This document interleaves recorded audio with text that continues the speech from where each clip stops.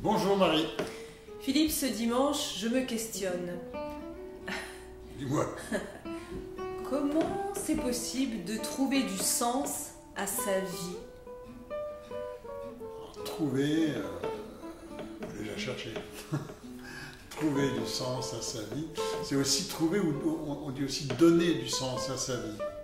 Le donner. Ouais, de donner. Ça veut dire que c'est à moi de le donner? Oui. Est-ce qu'il m'est donné? Non. Non. Non, c'est à nous. C'est à nous de donner du sens à notre vie. Alors quelquefois, c'est plus facile de le faire après coup, au bout de quelques années. On dit, ah tiens, tout ça, ça avait du sens. Bien sûr, ça avait du sens. Dans le développement personnel, le sens qu'on donne à sa vie est important. Au fond, on va passer quelques années sur une immense planète avec des milliards d'autres êtres humains. Alors on est là pourquoi? Quel sens ça a tout ça, la vie? Quel sens on va lui donner? Hormis le fait d'être un tube digestif qui mange, qui ne se pose pas de questions. Donc il mange, il nourrit, il se boit, il se reproduit et il fait dodo. Et le lendemain, il refait la même chose pendant toute sa vie. Ça veut dire qu'il n'y a pas de sens, ça n'a pas de sens. Donc le sens qu'on va donner à sa vie, il est propre à chacun en fonction de nos expériences, bien évidemment. Et la référence que j'aime beaucoup en la matière sur le sens qu'on peut donner à sa vie, elle vient d'un écrivain qui est aujourd'hui le plus grand thérapeute au monde existant et vivant, un peu âgé mais vivant. Il s'appelle Irvin Yalom et il propose une thérapie, lui, c'est un thérapeute bien sûr, qui est existentielle. Et il nous explique, Irvin Yalom, que le sens qu'on peut donner à sa vie, c'est pas le même à 20 qu'à 30, qu'à 40, qu'à 50. Ça veut dire que régulièrement, on va être obligé de re-questionner le sens qu'on donne à sa vie. Aujourd'hui, moi, je suis beaucoup plus dans l'idée, dans le sens que je donne à ma vie, de transmettre ou de faire faire, que de développer ou de faire. Ce qui n'est pas du tout la même chose que ce que je pouvais avoir en tête, ou à 20, ou à 30, ou à 40. Voilà. En lien aussi avec notre ligne du temps. Où j'en suis aujourd'hui. Où j'en suis, quel âge j'ai, quels sont mes projets, qu'est-ce que j'ai déjà réalisé, et puis qu'est-ce qui fait sens pour moi, qu'est-ce qui a de la valeur et qui fait sens pour moi. Alors, Irvin Yalom propose, et je trouve que c'est extrêmement intéressant, de se poser la question du sens quand on a déjà vérifié où est-ce qu'on en était par rapport à notre trépied existentiel. Ah, ça tombe bien, ma question, elle est très existentielle. Elle n'est que existentielle.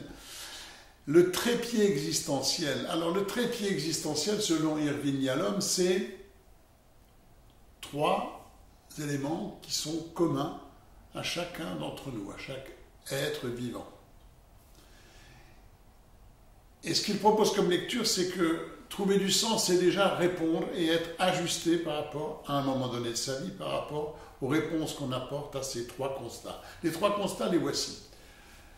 Constat existentiel. Le premier, pas toujours facile à accepter, c'est je suis seul. Je suis seul dans la mesure où je ne suis pas l'autre, et quelle que soit la qualité des relations que je peux avoir avec une épouse, avec un enfant, mon enfant c'est pas moi, c'est pas mon objet, mon épouse non plus, mon ami non plus. Donc inévitablement, je suis seul. Je suis né seul et je vais terminer ma vie et je vais mourir seul. Pas toujours facile à accepter. Pour beaucoup d'entre nous, on va passer notre vie à nous accrocher comme des moules à des rochers et à toutes les personnes qui vont passer dans notre vie pensant que moi et l'autre c'est pareil. C'est ce qu'on appelle la fusion. La fusion, c'est quand on est dans la confusion et qu'on pense que l'autre c'est la même chose que nous. Y compris dans ses opinions, dans ce qu'il ressent. L'autre, c'est tout sauf nous. Et les autres peuvent d'ailleurs à un moment donné venir remplir un vide existentiel à l'intérieur de nous. Quand on parle d'addiction, on peut aussi avoir une espèce d'addiction aux autres. Les autres, je vais aller les chercher pour qu'ils me remplissent, mon propre vide. Donc la première chose à intégrer, pas toujours simple, c'est que je suis seul. La deuxième chose, elle est encore plus compliquée à intégrer, c'est je suis libre. Ah. Alors, en quoi c'est difficile d'accepter qu'on est libre? Parce que quand on accepte d'être libre, alors on va avoir beaucoup plus de difficultés à se plaindre. Or, je te l'ai déjà dit, tu le sais, on l'a déjà dit d'ailleurs tous les deux, oui. On ne quitte pas à la légère les bénéfices colossaux du statut de victime. C'est pas de ma faute, j'en ai marre, mais c'est de la faute de la société, c'est de la faute de mon voisin, c'est de la faute de ma femme, c'est de la faute de l'entreprise, c'est de la faute de la France, c'est de la faute. Et on peut passer notre vie à se plaindre sans rien mettre comme réponse en face. Au fond, quelquefois, je le dis avec humour, mais quand quelqu'un se plaint, je l'entends se plaindre depuis des années, se plaindre. Des fois, je dis, mais t'as une maison? Oh, j'ai une petite maison. Bon, t'as une voiture? Oui. Je dis, si tu vends ta maison et ta voiture, et même que tu partages avec ton épouse, mais tu lui dis, t'en as jusque-là, ton épouse, il te resterait combien? Je sais pas, peut-être 50 000 ou 100 000 euros, 30 000 euros. Je dis, super. Avec ça, tu peux aller où tu veux dans le monde. Tu peux aller t'installer à Tananarive, et là, tu es richissime. Et tu peux faire des tas de choses. Tu peux rester toute ta vie à te plaindre. Donc, mais je suis libre. C'est intéressant parce que ça pourrait être séduisant de se savoir libre. Et en même temps... Il y a il y a quelque chose qui est abyssal derrière cette liberté. Et pour ça que beaucoup d'expressions, les gens disent « Ah, mais je ne peux pas faire autrement.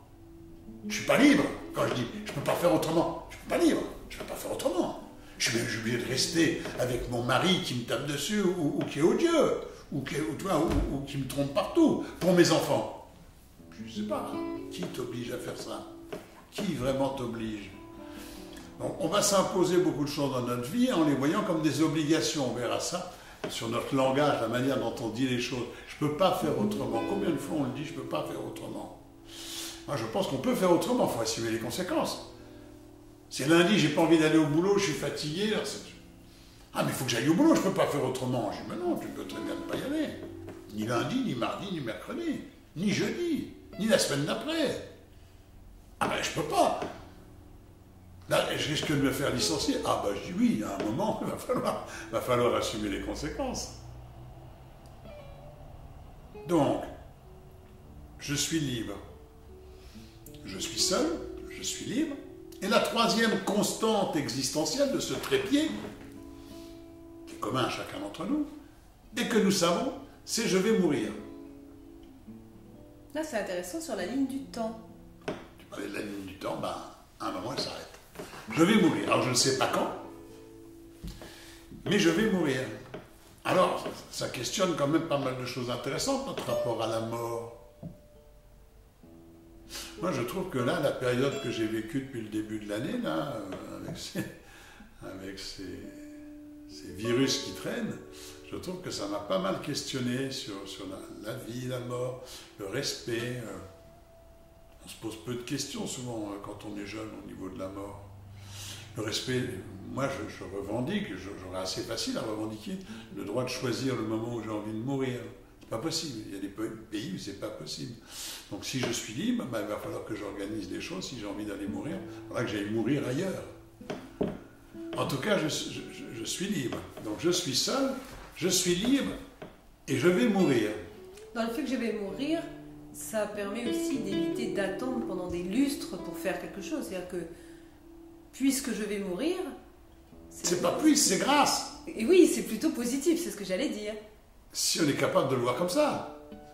Le fait qu'on fasse les choses, qu'on ait de l'élan, qu'on ait envie de faire des choses, c'est parce qu'on va mourir. Et oui. Imagine que tu te dises, je ne mourrai jamais, je vais vivre toute ma vie. Donc au fond, pourquoi se poser la question, oh tiens, je vais passer mon permis de conduire à 18 ans. Tu dis, oh, je vais le faire à 18 000 ans. Ben oui. Ou à 180 000 ans, de toute façon, que je ne suis pas pressé. Oui. Donc j'aurais envie de rien. J'aurais envie de rien. Nos projets, tout ce qui nous pousse, toutes nos envies, d'aller voyager, d'aller découvrir le monde, c'est vite, vite. Bien sûr, parce qu'il y a une constante, c'est que je sais qu'à un moment, je vais mourir. Et que je n'aurai pas tout vu, Et j'aurais pas fait le tour. Donc l'acceptation de la frustration, des choix, et puis de continuer. Et comment je suis avec la mort, est-ce que je suis capable de continuer à avoir des projets? Irving Yalom, c'est intéressant parce que c'est un des plus grands thérapeutes au monde. Et donc le rapport à la mort, il a plus de 85 ou 86 ans. Il faut être à l'aise à continuer à accompagner des gens en thérapie, qui lui demandent d'ailleurs régulièrement, à chaque fois que quelqu'un vient le voir, qui dit au fait, vous prenez encore du monde, monsieur Yalom? Vous prenez encore du monde? Donc notre rapport au temps, notre rapport aussi à la mort, bien évidemment, celui-ci est important. Donc, pour mettre du sens, pour trouver du sens à notre vie, Irving Yalom nous invite, et moi je suis d'accord avec lui, à aller visiter quand même où est-ce qu'on en est comme ça, avec ces trois constantes existentielles. Et une fois que j'ai répondu, et que j'ai bien une conscience, un vrai niveau de conscience du fait que je sois libre, je suis libre, je suis seul, je vais mourir, alors je vais pouvoir me poser la question, qu'est-ce que je fais de ma vie? Voilà le sens. Qu'est-ce que je fais de ma vie? Quel sens je vais donner à ma vie? C'est-à-dire, qu'est-ce que je voudrais qu'on puisse dire de moi quand j'aurai été au bout? Ou moi, qu'est-ce que j'aurais envie de dire de moi quand je serai au bout de mon parcours? Me retourner dans le rétro, puis me dire, je suis fier de quoi? Quelle a été ma valeur ajoutée? Qu'est-ce que j'ai pu apporter? Et donc, ça demande aussi d'avoir un certain regard sur ce qu'on fait. Même sur des choses simples. C'est le comment on va le faire. C'est le regard qu'on porte qui va donner ou pas du sens à ce qu'on fait. Oui, tout à fait. Merci beaucoup, Philippe. Et du coup, je crois que tu as une très belle histoire à nous raconter, qui est une belle métaphore sur le sens que je donne à ce que je fais. Est-ce qu'elle te parle? C'est une histoire qui est un peu connue, mais peut-être pas par tout le monde. C'est l'histoire du tailleur de pierre. Voilà. C'est un type qui visite un chantier, un superbe chantier. Et donc, il avance sur ce chantier, et il voit un bonhomme qui est assez grincheux, désagréable, qui a un outil, il tape sur des cailloux. Alors il s'approche pour lui demander ce qu'il fait. Vous faites quoi? Je casse des cailloux. D'accord. Compte tenu de la réponse un peu sèche, il n'insiste pas, il avance sur le chantier, il avance quelques mètres, quelques dizaines de mètres. Ah, il voit un autre personnage, un peu moins antipathique, celui-ci, qui fait la même chose. Je vais demander à celui-là, peut-être j'aurai une meilleure réponse. Et donc il demande à cette deuxième personne, et il dit, mais vous faites quoi, vous? Ah, il dit, moi je suis tailleur de pierre. Et là, il a un beau sourire. Et alors, il continue et il voit une personne qui fait exactement la même chose. Et il lui demande, il lui dit, mais vous faites quoi, vous? Vous taillez des pierres? Il dit, oui, je taille des pierres, mais avant tout, je construis une cathédrale. Et il est souriant. Il avance encore quelques mètres, et là, il voit une personne âgée qui fait exactement la même chose, qui est rayonnant, qui est plein de lumière. Et alors, il lui demande, il dit, mais vous, qu'est-ce que vous faites, vous? Moi, il dit, moi, je contribue à la gloire de Dieu.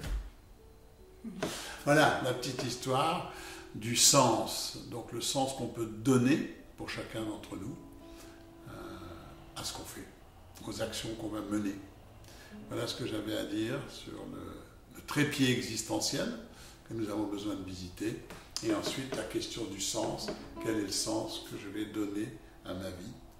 Et donc le sens ne nous est jamais donné de l'extérieur, c'est pas quelqu'un qui va me donner du sens, c'est à moi de le trouver, de le découvrir. Et je le disais pour terminer, quelquefois c'est plus facile après coup, quand on a vu 5-10 ans de son parcours de vie, dire tiens, ça avait du sens, cette expérience que j'ai faite, maintenant elle m'aide à faire ceci ou elle m'aide à faire cela, et tout prend forme, tout prend sens pour aller dans le sens de mes valeurs, de l'homme que je suis. Voilà, pour aujourd'hui. Merci beaucoup Philippe, je mettrai quelques références concernant Irving Yalom dont tu nous as parlé tout à l'heure en dessous de cette vidéo. Merci beaucoup à toi, à tous. Oui, merci à toi, merci à tous ceux qui nous regardent et puis n'hésitez pas à vous abonner, je vous embrasse. À bientôt.